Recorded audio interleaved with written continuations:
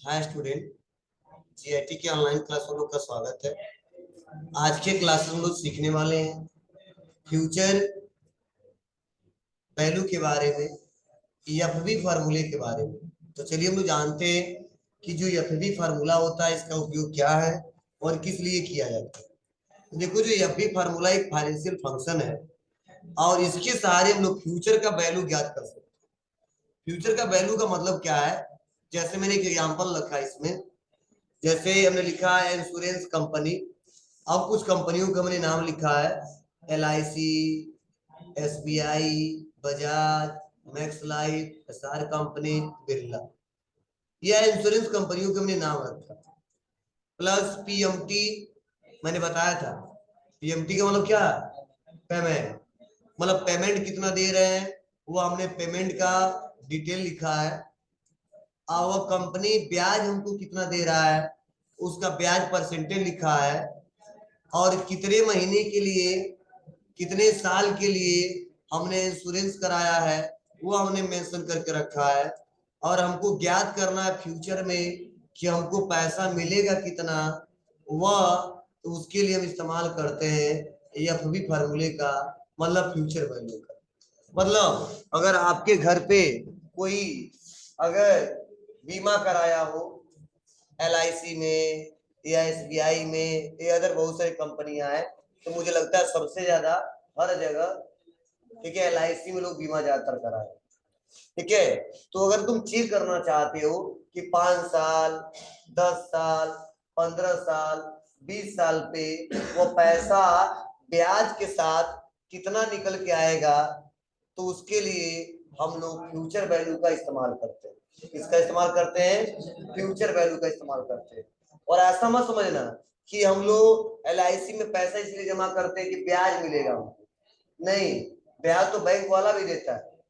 ठीक है, अगर वही किसी गांव में दे दो उससे ज्यादा ब्याज मिल जाएगा।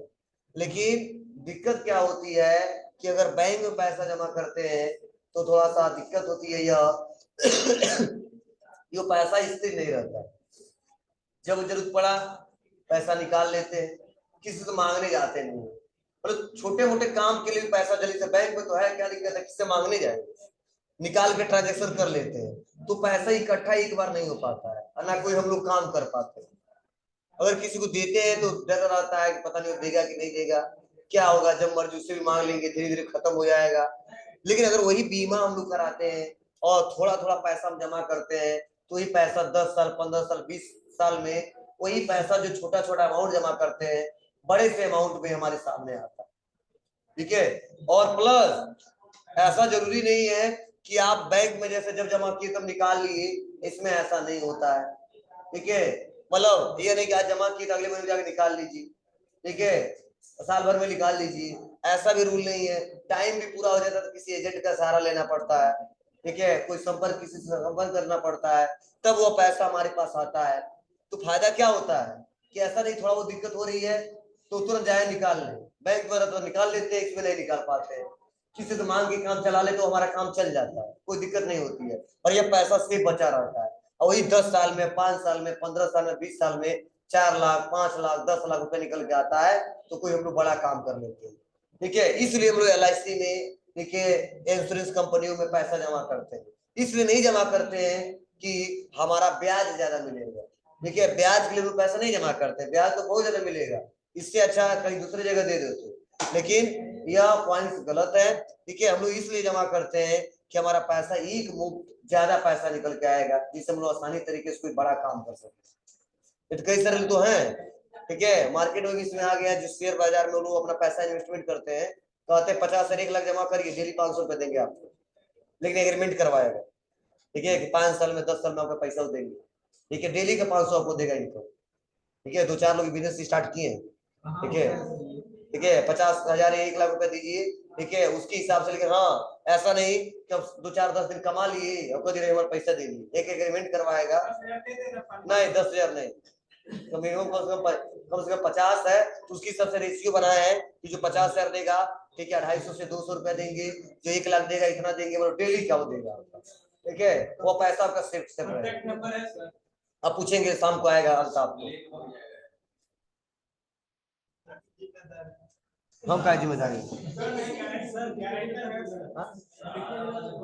हाँ? क्या करना है?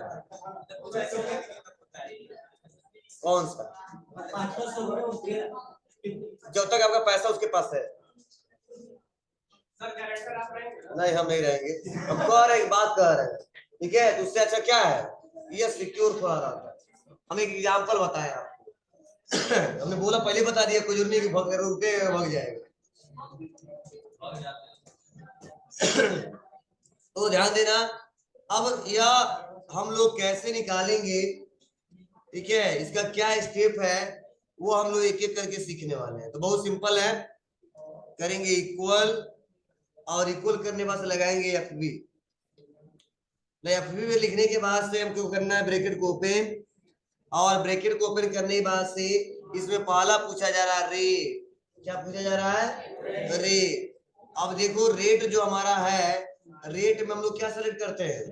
इंटरेस्ट। मतलब उस कंपनी का इंटरेस्ट रेट क्या है, मतलब आपको पैसा जो आप जमा कर रहे हो, ठीक है, वह उस पर ब्याज कितना दे रहा है, तो वो देता कितना है, तो उस कंपनी का है वो अलग है, मैंने अपने हिसाब से लिखा है यहाँ पे, ठीक है? तो मैंने उस इंटरेस्ट रेट को सेलेक्ट कर लिया और हमने कर दिया डिवाइड बाई 12, कर देंगे यहाँ पे कामा। अब कामा करने के बाद से अगला है एनपीआर, ठीक है? अब कितने मंथ के लिए, 10 साल के लिए कराया आपने कि 5 साल के लिए कराया, कितने साल के लिए कराया है, तो जो भी है यहाँ पे मैंने 20, यहाँ पे कितने साल का लिख रहा है, 10 साल के लिए, ठीक है? तो इसको सेलेक्ट करेंगे और उसके बाद से करेंगे कामा। उसके बाद पीएमटी, मतलब आप पेमेंट कितना दे रहे हो, तो 5,000 रुपया दे रहे हैं, तो हमने इसको सेलेक्ट कर लिया और कर दिया हमने कामा। उसके बाद से प्रेजेंट वैल्यू, लोन अमाउंट कुछ है नहीं, हम कर देंगे 1, अब ब्रैकेट को कर देंगे बंद और इंटर दबाएंगे, तो यहाँ पे वैल्यू निकल के आ गया 8,19,398 रुपये 55 पैसे। डॉलर मैंने बताया था ना आपको, डेली बताएंगे कैसे हटाएंगे, ठीक है? तो टोटल वैल्यू कितना आया? 8,19,398 रुपये 55 पैसा। और रियल में अगर कैलकुलेशन किया जाए तो इक्वल करते हैं 5,000 इंटू 6 लाख रुपए हम जमा कर रहे हैं, और मिल कितना रहा है?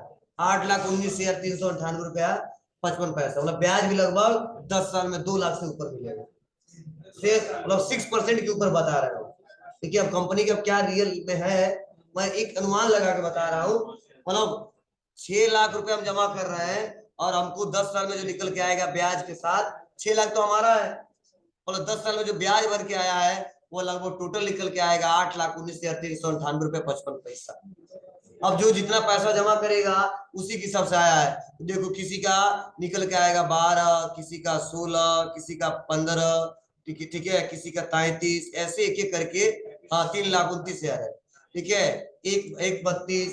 तो आप जितना जितना जमा कर रहे हो उसी हिसाब से क्या है यहाँ पे आपको बताया जा रहा है, तो आप लोग निकाल ले जाओगे ना। बहुत सिंपल तरीका है, ठीक है? या जैसा अमाउंट रहेगा उसी हिसाब से यह वैल्यू भी आपको मिलेगा। तो अगर आपके घर पे कोई जमा करता होगा तो आप चेक कर सकते हैं कि कितने साल के लिए कराया है, कितना जमा करते हैं, और मिलेगा तो फ्यूचर में कितना मिलेगा। बस यही है, पापा से पहले डिमांड मत करने लगे।